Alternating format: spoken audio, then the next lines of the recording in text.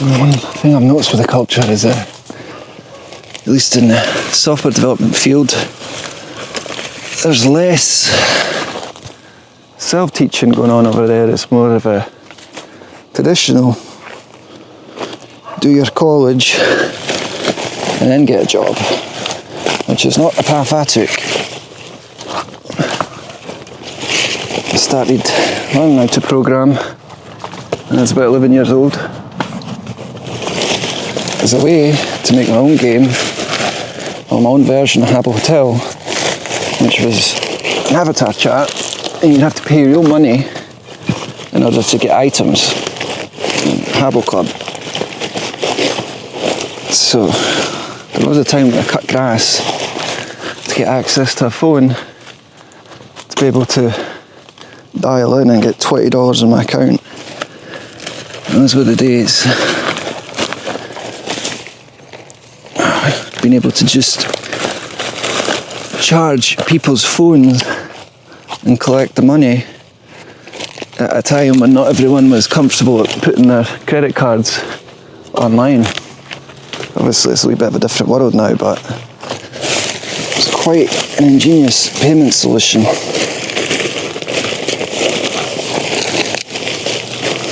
can only imagine how many parents got screwed over by it though, because, hey mum, let me use your phone. You go rack up charges, get Habbo paid, and your mum gets a bigger phone bill. And you better to do that though. You don't do that if you have a Scottish mum. She will beat your arse. Rightfully so.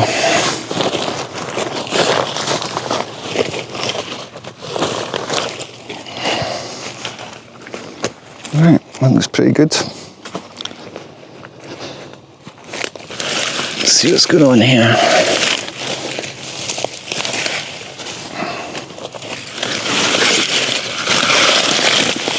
This stuff, leaf of life, be propagated just from a single leaf. Each little nodule on the end of the leaves can literally put out roots, branches, and become its own plant.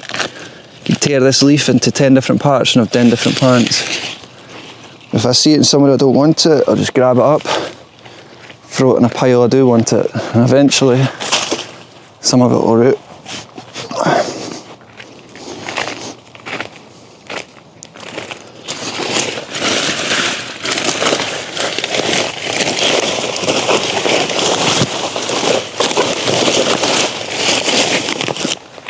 That's the thick of it now.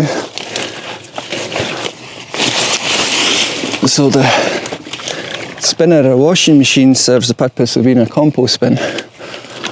Throw scraps and that in it, bones and all sorts. The soldier flies will come in here, digest everything, and the resulting liquid just drains out directly to where it's needed.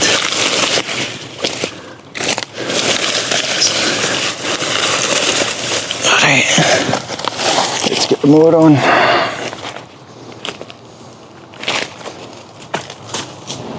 Yeah, check out that pure thing. So this tree is in a very sorry state. Look at it. And I thought it was going to fall down a long time ago. No, it's holding up fine. And if you look at the fronds, it looks like a healthy tree. Very strange indeed.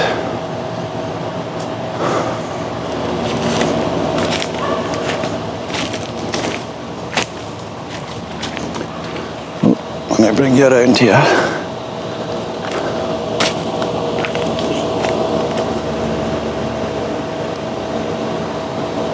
Check out that lovely tree. Now this one I've been growing 14 years, easy, well before I got here. Check out the cactus, it's lovely, isn't it? Got some yucca palm, not to be confused with cassava. Although I will admit, when I first bought it, I didn't know the difference. But it's quite a cool looking tree. The leaves, the fronds are quite sharp. If that gets in your eyeball, I'll pop it. At least injure it. And this is a source of potassium. Quite nice. Bananas do quite well here with no effort. This variety is an ice cream banana. Quite delicious, although the bananas are quite small. And you can see it spreads underground, which I have no problems with at all. It's quite easy to work with. You could just push it over if you want to move it, take a machete to it or whatever you want to do. Brilliant plant. I'm obsessed with being able to grow them. I had a papaya knocked over. I cut it in half. I was hoping it would branch out. It didn't. It's not rotted yet. When they die, it's quite clear. I can show you an example. So this is the rest of it. And it's basically just a fucking hollow tube. Look at it. Just completely loses its integrity. Look at that wee guy. Where does he go? Right, back to work.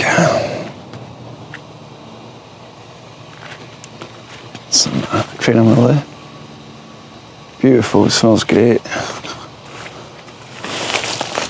Each one of these fertilised flowers will develop into a pod, which will eventually weigh down the stalk so much that it drops to the ground just like this. And then you'll have hundreds of cranium lilies just popping out of them. And a funny story, and actually, so collected some a couple of years back. Somehow they ended up in a closet. They were in the closet close to 8 months, still fully alive.